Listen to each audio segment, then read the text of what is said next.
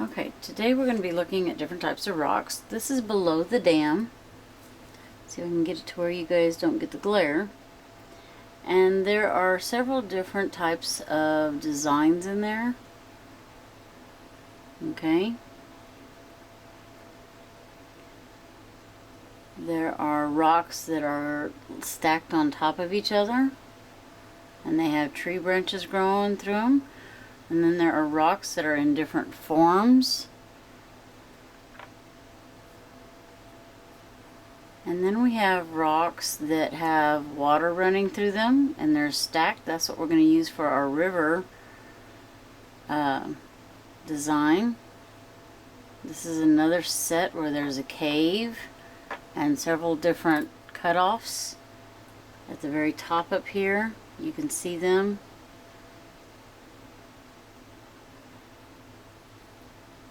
And the best thing to do is actually go where there are a lot of rocks. Now this is water running through it.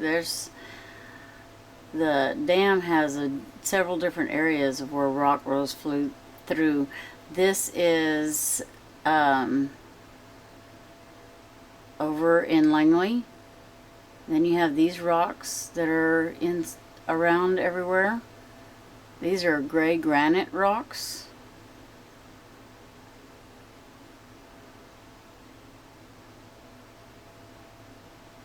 And you have some that are trees that are laying down on the side. So we're going to look at several different types of rocks, and we're going to draw them. This I thought was rather neat. It's got a whole slew of roots going through it.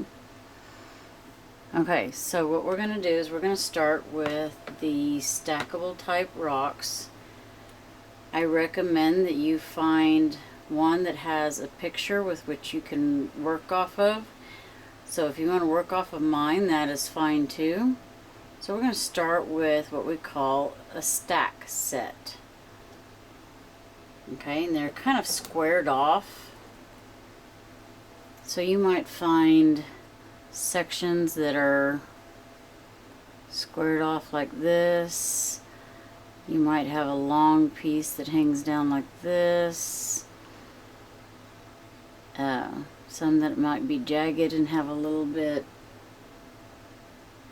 of that, and some of them might have a little black hole in there. I'm not going to work on too much of the way things are colored yet.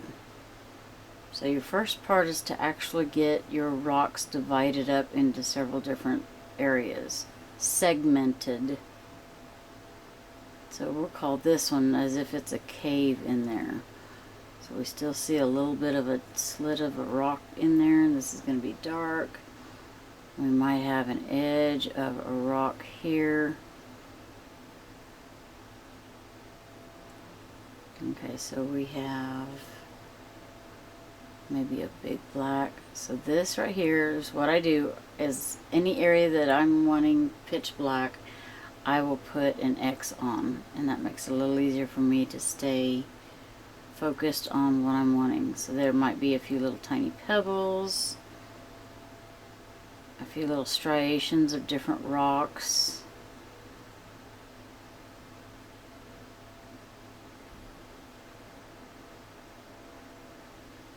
And there might be a cave down below as well.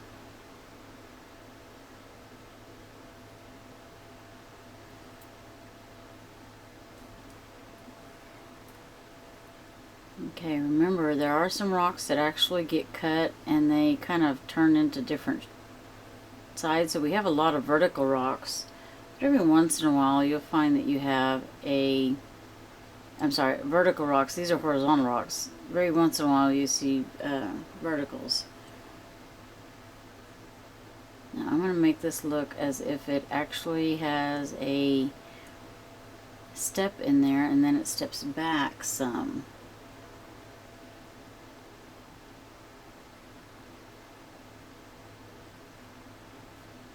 And then we see a top shelf here.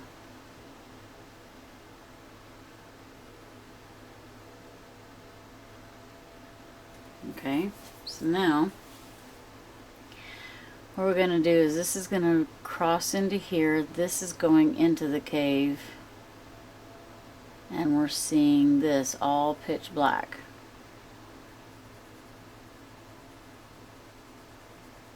Take care of your black areas if you're doing small areas. If you have a hard time with getting smudging on your hands, use a piece of paper to go over and cover what you might smudge, and then just work the area of where you're supposed to be at.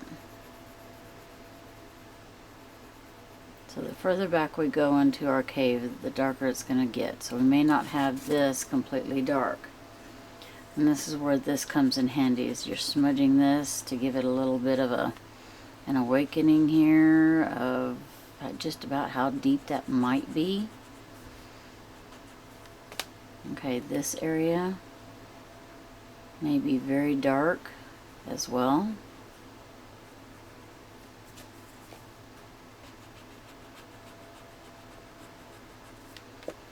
And this area, we're going to pull this back. There's nothing saying we can't change anything into our picture.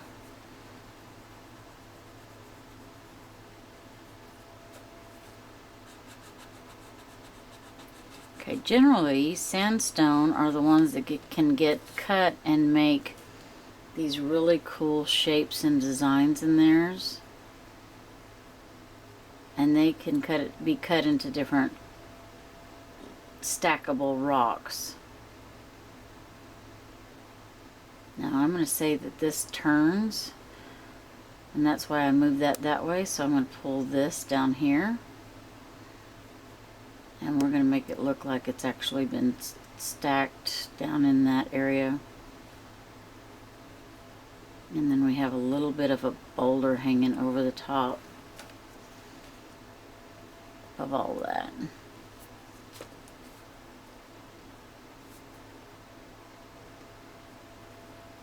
Okay, the darker your line, that means that there's a big crevice down in there. And some of these are not all, they don't all need to be dark. But you might want to give them a little bit of color. This one may have a little bit of a darkened shadow because there might be a rock on here. And then it goes back as if it is part of another shelf. When I say shelf, that means that it has a flat platform to it. So my vocabulary of a shelf is just another set of rocks that may be seen. And this one may have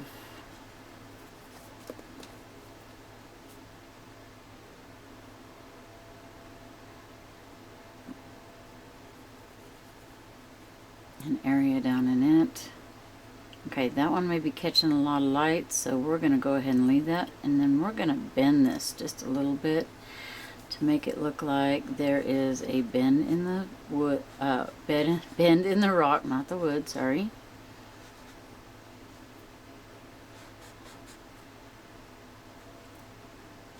Now these lines that I'm making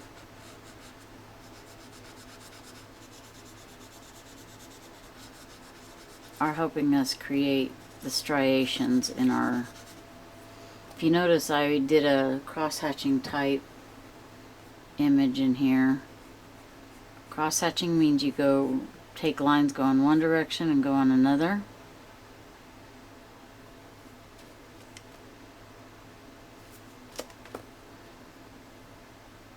And that just means that you are creating different levels into your rock. When I'm using this, I'm actually just giving tone.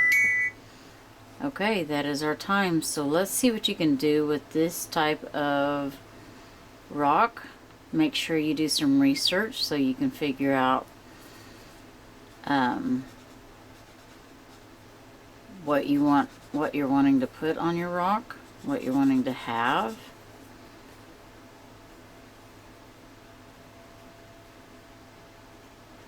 So we can make this where it actually comes out. It may have a bow to it.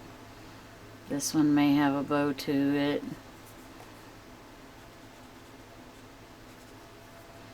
And I've got a darker line here.